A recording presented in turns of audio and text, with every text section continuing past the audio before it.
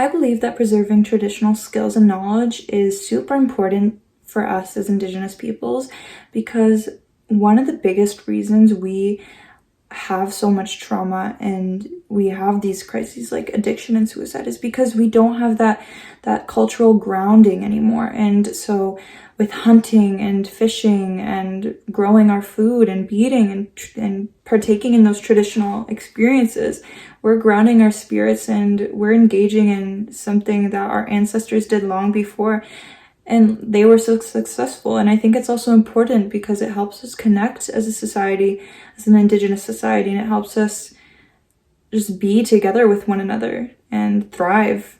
And that's something I'm very, very keen on, doing. What I would like to say to those who carry judgment or who are misinformed about the Indigenous experience or Indigenous people is that, to be honest, I wouldn't like to say anything at all to someone who carries judgment or who is misinformed about Indigenous people and our experiences. I've learned that I'm better off not engaging myself with people like that because it's extremely difficult to teach someone who doesn't want to learn. And unfortunately, I am not one who is very good at debating with people like that. As well as someone debating my basic humanity and right to exist is not arguing in good faith and is not one worth engaging with. So what I would say to people who are misinformed about Indigenous people is just that they should learn. There's so many things that you can learn about Indigenous people, and there's just so many different communities in Canada only that you can learn about, and it's just really interesting, and it's such a huge part of Canada, and it's just really important to learn about it and be educated. As an Indigenous youth, I'd like to share that our voices need a place to be heard. We are the future of this planet, and our voices matter. So they always called us they're not money hoggers, but getting free stuff all the time. They're like, oh, you don't pay taxes, you get welfare every week, you get help every week. That's not how we are. We may get free taxes, but it's not any easier. We are so undermined that we need that help sometimes, and they think that we're just using the money for drugs, alcohol.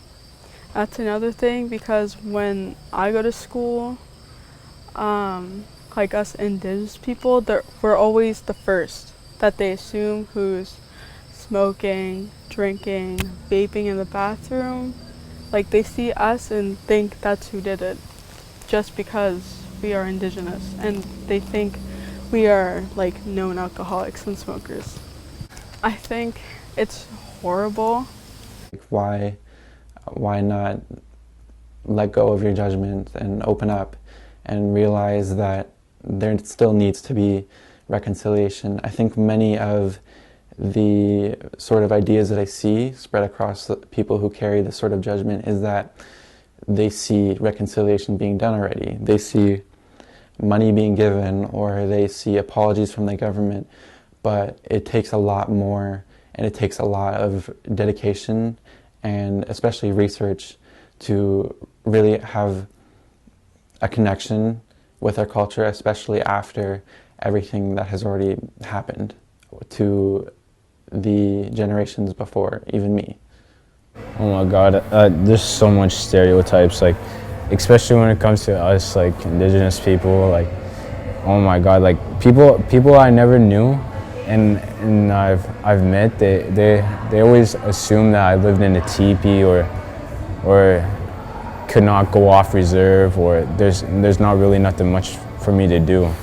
It's so sad to see all those stereotypes, but definitely one thing that drives me crazy is that they think that we stay in the same spot for the rest of our lives. We can't go outside our community or do anything we want, And I remember first time I met one of my friends, they were just curious. She never knew anything about us or the reserve or the community. She was like, oh, so you live in a high-tech teepee? I was like, oh my God, there's no way you just said that.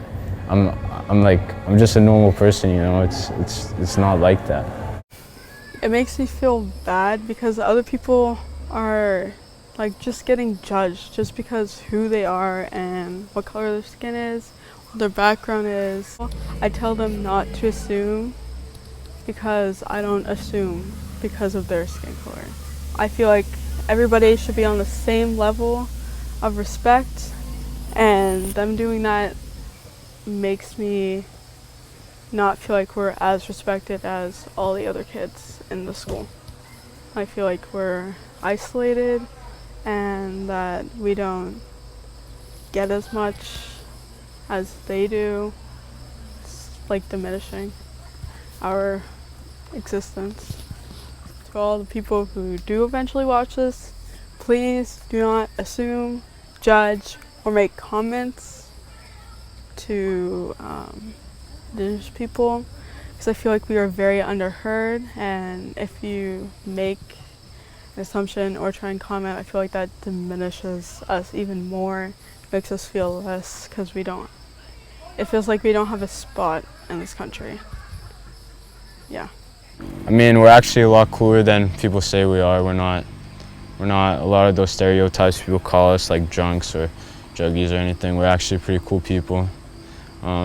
We're very social, a lot of us mostly. At least I find in my community.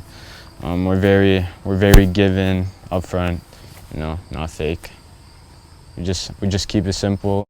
I do believe that society is doing a good job at bringing awareness to issues like addiction, suicide, and mental health issues, but I also believe that actions speak far louder than words. And so although awareness is being raised, I feel as though far more needs to be done to truly combat issues like this, especially in regards to reconciliation with Indigenous peoples.